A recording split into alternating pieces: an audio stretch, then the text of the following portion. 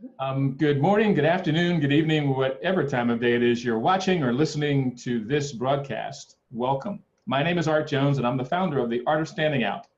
And today, we are talking to someone who stands out from the crowd because they stand up for what they believe. And this interview is with Leslie Flowers. And Leslie, say hello to our audience. Hello, audience. So what we're doing today is we're really taking a journey. We're taking a journey with Leslie to talk about where she's been, what she's done, and how all of that, when taken in total, helps her do the work that she does today. But before we get that started, let me tell you a little bit of what I've learned about the incredible Leslie Flowers. She's a speaker, author, performance catalyst. And using storytelling, she distills complex concepts into clear steps for professionals and personal achievement. A speaker, best-selling author, and performance catalyst, Leslie has 45 years of experience in the corporate world and 20 years as an entrepreneur. If that doesn't really get your juices flowing as somebody that you want to talk to, because she knows where the alligators are in the swamp, both in the corporate world and in the entrepreneurial space, hopefully listening to this podcast and this video blog will teach you some of the lessons that Leslie has already learned. So Leslie, let me share with you the context for this chat that we're going to have together. There's a great book that was written, I don't know how many years ago now, by Elizabeth Gilbert, one of my favorite authors. And you know, she's famous for writing the book called Eat, Pray, Love, which was a chronicling one of her romances. And she said when she wrote it, she didn't know it was going to be a bestseller, and she didn't know it was going to be turned into a movie with great accolades.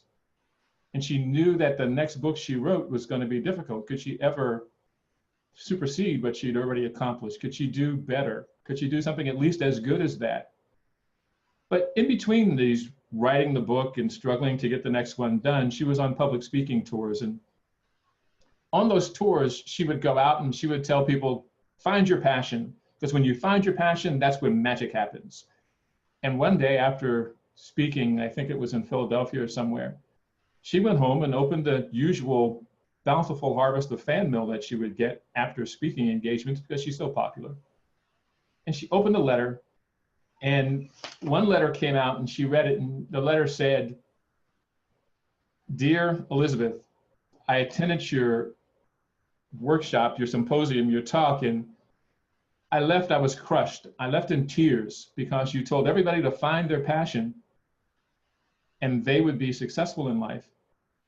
And I've tried for years and years and years to find my passion, and I don't have one. I'm glad I came to your talk, but I'm not sure what to do now." Elizabeth Gilbert took that letter and put it down and said, "Oh my gosh, I've been crushing people all these times with that same talk that I do over and over again. What am I going to do?" And what she did, she came up with an idea. And then we're going to use the idea that Elizabeth Gilbert came up with as a format, as a template for this conversation with Leslie. Because Elizabeth Gilbert said, I can't drive people to find their passion because maybe they're like hummingbirds or bumblebees and they need to go from flower to flower, catching the richness of every experience. And then one day, taking all of those experiences and going out to solve some problem that they find in the world with the experiences that they've gained. Then on the other hand, there are people that are like jackhammers or like arrows that fly from a bow and go straight to the target. From birth, they know at the moment that they're born or very early in life that they want to be a dentist, and they work and work and work. And then at the age of 26, they graduate, they set up their practice, and they're a dentist. Our goal today is to find out if Leslie is a jackhammer or an arrow, or is she a hummingbird or a butterfly? Or perhaps she's a hybrid, and we'll see.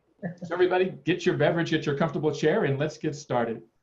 So Leslie, in that context, hummingbird or butterfly, what I'd like for you to do is take us back to that point in time in your journey through life that you can remember when you now realize that the superpower that you have, the thing that makes you remarkable in the business that you do and how you serve the people, go back to a point in time when you remember now that, you know what, I had that then, and here's how I got it.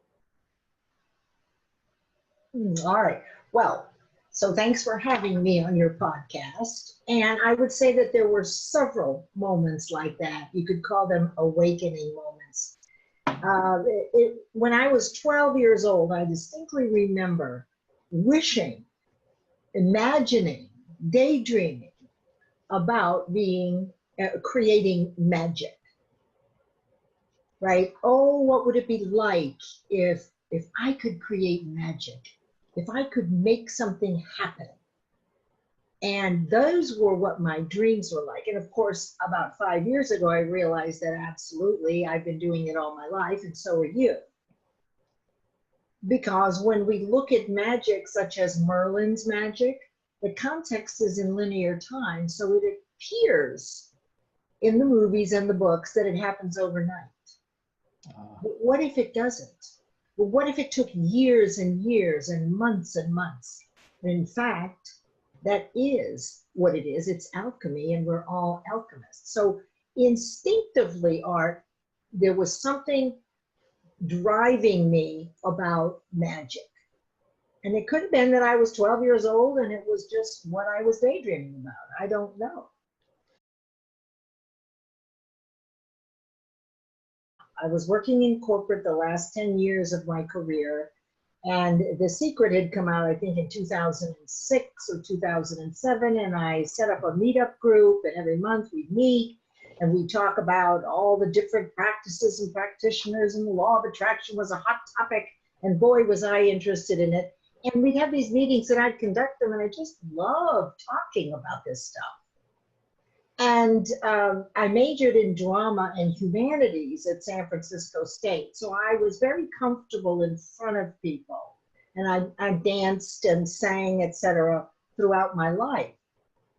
So through a series of what you might think and what we would have called coincidental events, I ended up on the website of Bob Proctor, who at the time, and still to my knowledge, is probably the world's authority on Napoleon Hill's Think and Grow Rich.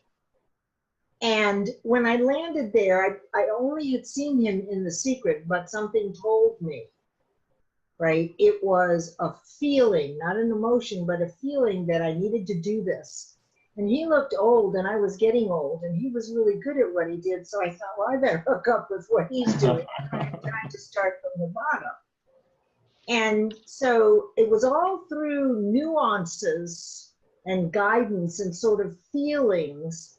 And so I picked up the phone, and everything was going great. I just knew this was for me. I needed to go down. I wanted to go down 6 months later, and I wanted to train in West Palm Beach, and they said to me, well, you'll be doing a mastermind on Think and Grow Rich. And I said, a what? Mastermind. On what book? Think and Grow Rich. I had never heard of either one. Don't worry, we'll send you the materials, but by the time you come down here, you'll already have your mastermind going. Great, I said. What's the investment? Well, she said $16,000. She might have said 116 because I had $500 in the bank account. No kidding. Okay, so it didn't matter. I said, I will be there. I was so clear. I had no idea where I was going to get that money. I didn't care. I was going to do it. And I held it top of mind. And that's all I thought about for months. And lo and behold, because the universe does actually conspire to give us what we want, the money came through.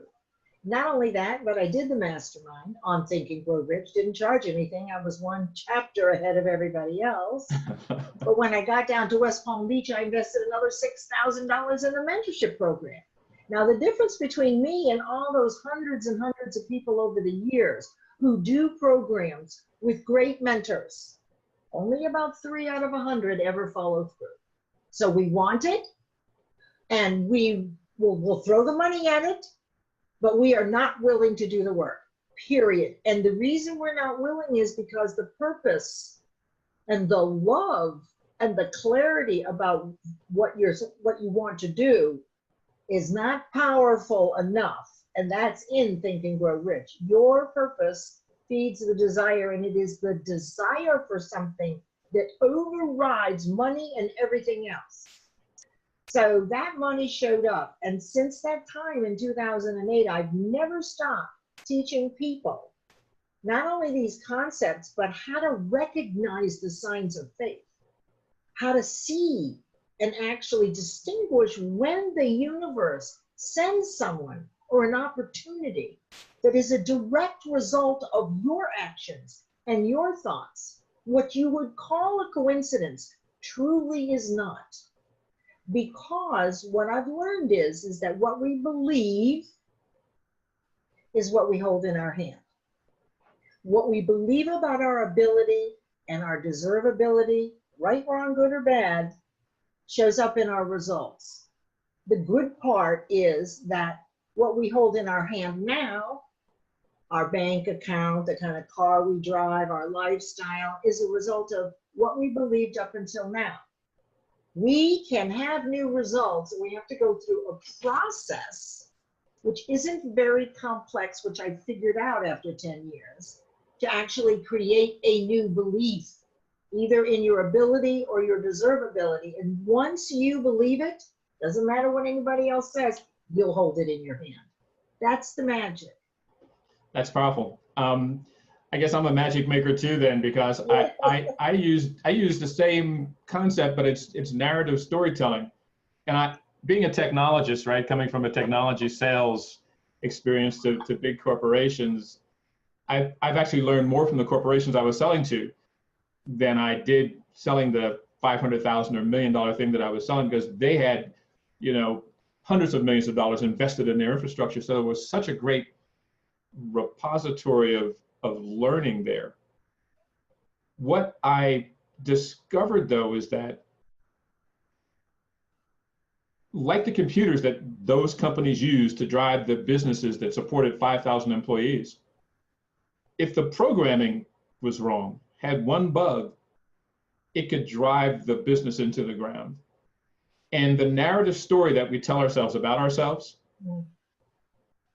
often are the things that drive us off into the weeds as we try and drive towards success in our businesses or in our lives. And changing the story, changing the words, can change the trajectory of our business, our life, our life experience. So kudos, we agree on that simple idea, which most people grapple with, and they never really can wrestle that idea to the ground sufficiently to harness it and make it work for them. That's right. And I think the reason is we want a quick fix. The reality is, while the steps are simple, they take some persistence. Again, here comes persistence, which doesn't work very well if you're not deeply in love with what you want. I think that, you see, so really, if you have a specific purpose and you've fallen in love with it, you will be persistent, which will carry you through the belief and faith in your ability to do it, and your deservability. For women in particular, we've only been in business, our really bona fide business, for 3 decades. Yeah. Whereas for 200 generations, men have been doing business. So it's not a surprise that women wouldn't be confident or believe that they're deserving of being successful in business if they have no practice at it, if we don't know how to do it, right? So Right. That's what we're doing, is we're learning. And the cool part is that what the women are learning that I work with are the things that men have inherently or habitually. So if you have a habit and you're not paying attention to it, you have no power with it, right? So there's certain, like, the men are confident, they'll step up to the plate even if they're not qualified because it's in their nature, right, in corporate. But for a woman, we wouldn't do that. So the thing that I'm teaching them is the skills that men have gathered over 200 generations and have inherently and use automatically, but we're learning them purposely and intentionally to match the context of business success, right? Not lose any femininity and to influence our own results. You've got to be confident to be able to be successful. And what I've learned is that confidence is a muscle that grows in direct proportion to its use. And the way we use it is through achieving tasks and goals in consistent spaced intervals over time. Just like muscle, building your calf muscles up. Every time you do something you say you'll do, every time you set a task and you complete it, every time you do a goal, in spaced repeated intervals over time, you're building the muscle of confidence. And that is the time that it takes to create a belief in your deservability. Deservability is a big deal. It's that deservability is the story you tell yourself, right? About exactly right. And that is, it's true for you, but it can be changed, right? It can be changed. It's just a process, and you have to be willing. It's not hard, but you have to be willing to give it some time. And I find, not everybody is willing to give it the time, and not everybody has fallen in love with it. So for those who are ready, they get to do magic themselves. That's powerful. In my sales career, I learned, I guess, a little neuro-linguistic programming, because there were opportunities where a customer would see one of their technology challenges as a problem, and I had to turn it into an opportunity. So instead of calling it a problem, I call it an opportunity, which a problem, almost the word is insurmountable. An opportunity is, being that problem's really an opportunity? Yeah, it's something that we can overcome if we do these things. If we commit ourselves to accept the responsibility to do the work and lead our team in the appropriate way, we can achieve great things. And the simple shifting of one word to another can mean, can make a mountain of difference. And I don't know if you've seen, there's a short video done by Purple Feather. It's a marketing agency in the Netherlands, I think, and it's called The Power of Words. I don't know. And I'll synopsis. There's a blind man sitting on cold concrete in front of a cathedral somewhere in the Netherlands, and he's got a sign beside him, and he's got a few coins in his bowl. People are walking by on their way to work, and people are walking by, and occasionally a coin rattles in his bowl. And then a young woman dressed in a nice black overcoat passes by, walks by him, and then returns, picks his sign up, takes her pen, and writes on the back of his sign and sets it down so only her words are showing. She goes off, and as the day advances, coins are popping into that little tin like crazy. She comes back. She stops at the end of the day in front of the man, the blind man, with the sign that she had written on, that she had faced toward the crowd. And he reaches out and feels her shoes and looks up and says, "What did you do to my sign?" And she said, "I wrote the same thing. I just used different words." He said on his sign, "I'm blind, please help." She took the sign and wrote, "It's a beautiful day and I can't see it." Oh, yeah. Paradigm shift. Paradigm shift. And that's what you're explaining. That's what you do with the people that you work with, to help them pivot from the narrative that's driving them today toward the narrative that they need to fuel the success that they seek, to have the life that they want to live. And that's why people think of you as a magician, because I'm this age, at this point in my life, I never knew that it was easy as that. It's almost like magic. You made it so simple, Leslie. Oh my God, thank you. And I think, I experience something similar when I do work with people. And I think that's why I think you make meaning in the world, by giving the gift of the simplicity of the magic that you're gifting to people, is making their muscle stronger, the muscle of commitment, the muscle of responsibility, the muscle of leadership and leading their own life so they can lead the people in the tribe that they're trying to serve. You have a solution for them. They just don't know how to get it to them because they don't have command of their own ship. And the gift that you provide it seems so simple when you are the mentor like you are. and it seems like so magical to the person that you're making the hero in their own story. The beauty of the story that you're telling about your tribe is that for every hero that embraces your gift, they then become the mentor to go out and help the people that they are in service to. So it's just a beautiful thing that makes so much meaning in the world. So kudos to you for doing that. And, you know, I set our timer up at the beginning and I set it for 55 minutes. And I think that says that we've got about 45 minutes in our conversation in already. And Okay. I knew when we began, Leslie, that I would have to govern myself and not just want to have a conversation with you because you're so interesting in the work that you do. And I think it's the way you approach the work that you do that I find fascinating, because I guess there's a bit of that like-mindedness.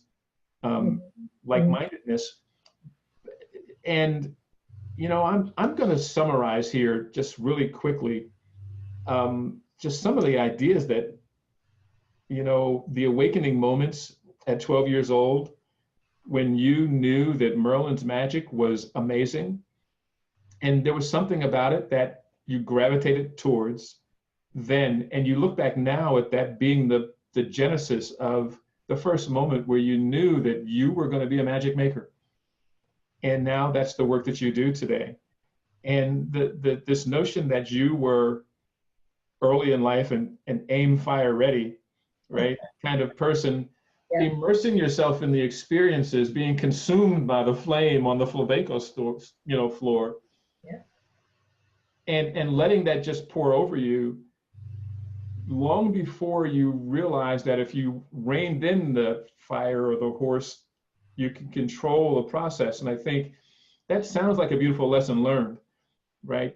That letting the experience pour over you is wonderful, but you can harness that same experience with discipline, right? And that sounds like the lessons learned in the corporate world, with the discipline and commitment to the mission, to get the job done, to accept the responsibility, to lead the team, to do what needs to get done.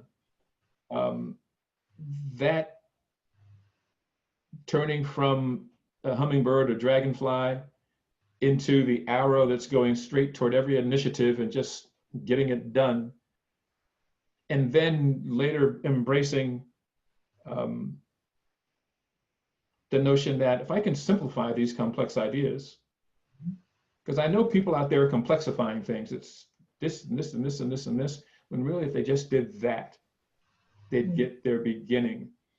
And those are wonderful things. And you know, I'd love to come back and have another conversation with you downstream somewhere, because when you mentioned, you kind of only mentioned it and moved on, that at San Francisco State, you studied drama and the humanities. And, you know, actors are great storytellers.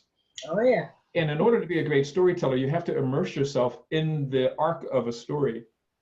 And when you insert yourself as a mentor in the arc of someone's story that is stuck, you know just where to jog and push and encourage so they can get unstuck and move forward and accomplish more. So given the opportunity and you given the time, I'd love to pursue that part of your life experience a little greater and talk story about how drama and what the lessons learned there helps you do what you do today. Well, now, let me just say one thing about that. You know, I really lived life like it was a game. I was pretty irresponsible. I didn't do dangerous things, but whatever turned my head, I went after and did pretty well at it. Drama, I studied the Stanislavski method, which is actually getting inside the character, which interestingly fueled another gift that I discovered I had, but not until much later in life. I learned that I could write in another author's voice. Oh, wow. And I wondered, and this was at 17, and I wondered, well, what good does that do? It was English 6.1 at San Francisco State. And we had to write five compositions on 5 books. And the first one I got a C on. And I asked the teacher, does it have to be in composition? I don't like it. No, he said, you can write it any way you want. So then we read Dante's Inferno, and I wrote the 10th circle of hell. Wow. In Dante's voice. Then we read Voltaire's Candide. I didn't like the ending of Candide, so I wrote another ending in Voltaire's vernacular and language. Then I read Waiting for Godot by Samuel Beckett. Halfway through that, I stopped reading and wrote a 3-act play. Then I went to the next one was Tom Sawyer. And I wrote another chapter there in the voice of Samuel Clemens, and I got A. Here's the thing. I was 35 years in publishing, and through one of my students who wanted to go into publishing, all that ability of being able to line edit in someone else's voice turned into a super groovy side hustle for me. Well, listen. Because line editors that can write in someone else's voice command very big bucks. Now, I don't do that anymore, but it's interesting how, and I would tell the people that are listening, sometimes I've learned from my clients that whatever they've just finished doing and they're very good at, they believe that the next thing that they do needs to be an extension of that. And what I would say is, that is not necessarily true. Go ahead and try something new. I guarantee you, down the road, that which you just finished up will circle back around and enter your life again at another point as you're moving up in awareness and serve you very well. Right. So that's one of the biggest things is, well, I did this, so I've got to go and do this. How can I do something new? I'm already good at this. But maybe that isn't what you enjoy doing. So I just wanted to offer you that. Well, I think that's brilliant, and I want to just build on that idea. We talked about drama. We talked about what you described as the ability to write in Dante's voice, or, you know, that ability. As you were telling that story, makes me think of EQ. EQ is emotional intelligence. Of course. Emotional intelligence is, you know, we always anecdotally knew what made a great leader. Now science tells us what makes great leaders, because we are so much more knowledgeable about what to read and how to read and look at and model the great leaders of the world. Emotional intelligence is one of the core abilities, because if you're going to lead a business of 5,000 people and you cannot relate to them the way you related to the authors that you were able to finish their work in their voice by using your pen, that shows a high degree of emotional intelligence for the words that they were trying to convey and the sentiment that they were trying to convey. Translating that to leadership in the work that you do makes you a savant, right? Because I like the word. EQ is so important. And what a lot of people don't appreciate about leadership is that they think leadership is something that's gifted to you. Leslie says, Art, you're on my team. I'm going to make you director. I've become a leader. In whatever role we have, leadership through quality says that if I'm the secretary working for you, I take the leadership role of taking whatever work that I'm producing for you and I produce it at the very highest level, because that's my leadership. That's my commitment to quality as a leader, even though I'm only your secretary. And it rolls up and down the line. Emotional intelligence bolted onto intuition, bolted onto gut instinct, bolted onto all the academic training and all the experiences we have in our life, make leaders great leaders. And here's the thing that I'll end on this point, because our clock is winding down. You work with women to help them become better leaders of their own professional and personal lives so they can lead businesses onto success. This notion that we now know more about the data about men and women leaders. I did a panel that lasted 2.5 hours, and it was on, are women better leaders than men? And men are from Mars, women are from Venus. The data tells us that there are more men leaders than there are women, but there are more women creating businesses than men today, small businesses. In the data lives this statistic that says men ascend to success as leaders earlier in life until about 27. Women peak later and stay higher on the graph because of EQ, intuition, gut. And, you know, I'm a man, so give me a hammer. You can't open that door, I'll fix it, right? That's our approach. We just want to fix it. And in business, where our internal customer, the employees, wants to believe that they're part of a mission that has meaning, and especially millennials, right? So you're leading a team, you can't just give them a hammer and say, go do it.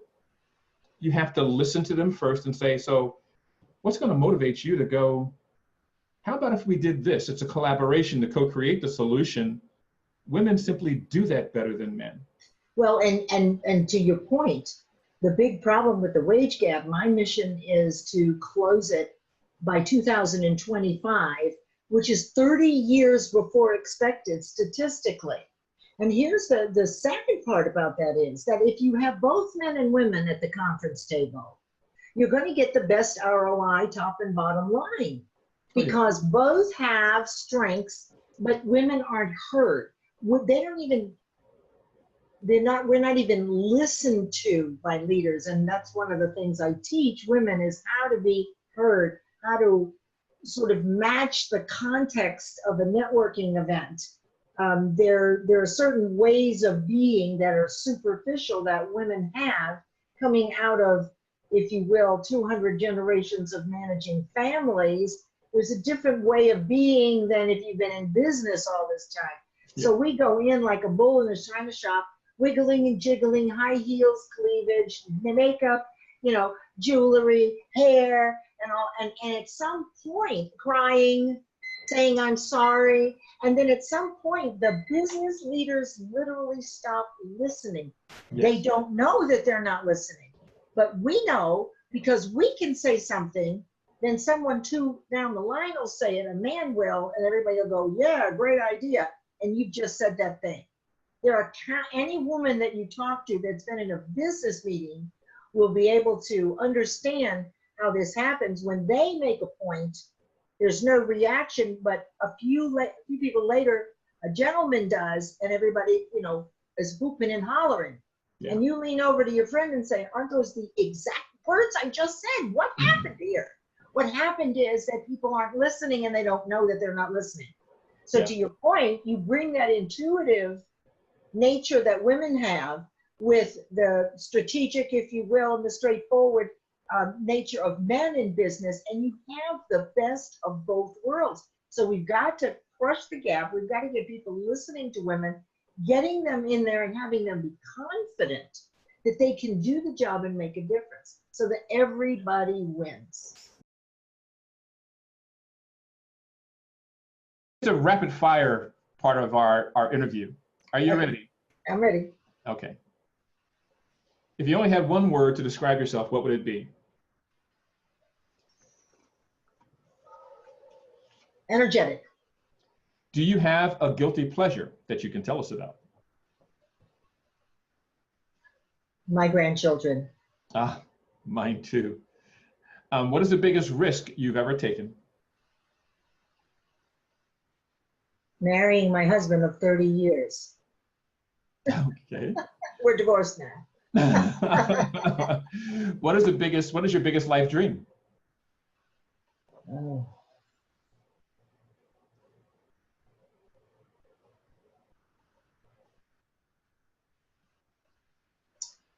To see that wage gap close by 2025, because I want to eat bacon wrapped scallops, not beefaroni and macaroni and cheese. And if you don't do something about it, that's what I'm going to get. That is my purpose. I like that answer. I like that bacon wrapped scallops. That's right up my alley. That's perfect. If you could ask just one person, alive or dead, for advice, which person would you choose and why?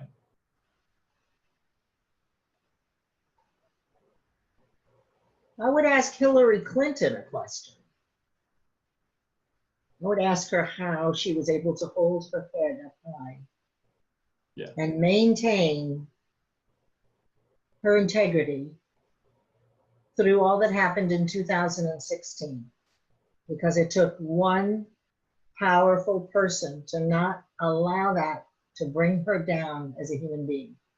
Yeah, pretty I amazing. would ask her how she did it. That's pretty amazing. That sounds like a good luncheon or dinner. Yeah. And good wine probably too. Definitely. Name 2 books you can recommend. Well, Think and Grow Rich by Napoleon Hill and Think and Grow Rich by Napoleon Hill. Oh, okay. Or, okay, The Science of Getting Rich by Wallace Wattles. The Science of Getting Rich? By Wallace Wattles. Okay. That And Think makes and 2. Grow Rich by Napoleon Hill. Fantastic. What did you learn last year that you're going to double down on in the remainder of this year? I didn't think I could do it last year, this big event that I created.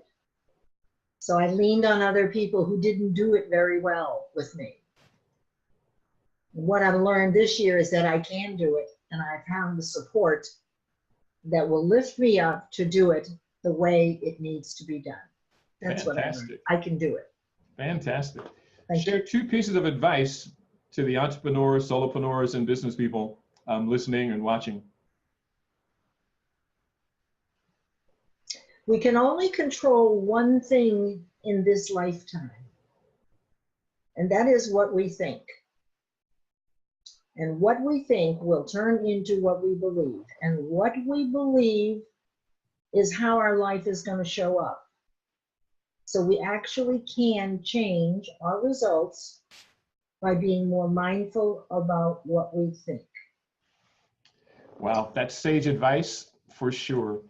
Tell people how they get in touch with you and any events that you've got coming up Okay. in the future. So you can find me on my website and communicate that way, leslie-flowers.com, LESLIE-flowers.com. And October 25th through 27th in Durham, North Carolina, right near RDU Airport, I'm hosting my 3rd annual Accelerate Experience Live event for 200 coaches and consultants. The theme is, Art, you're going to love this, Awakening Your Infinite Potential, where well-known mindset speakers will be sharing their awakening moments and the steps that took them to greatness, and then how you in the audience can help your clients achieve their success. That sounds like quite an event there in late October. For everybody in the audience, I think you'll want to check that in the show notes that I'll add here, but also go to Leslie's site to find out more about that event. Thank you. Well, thank you, Leslie. This has been a fascinating conversation. I want to have more because I know you have so much more to share. Oh, yeah. I'm going to close with a quote by one of my favorites, Johann Wolfgang von Goethe, where he says, "Whatever you can do or dream you can, begin it. Boldness has genius, power, and magic in it. Begin it now."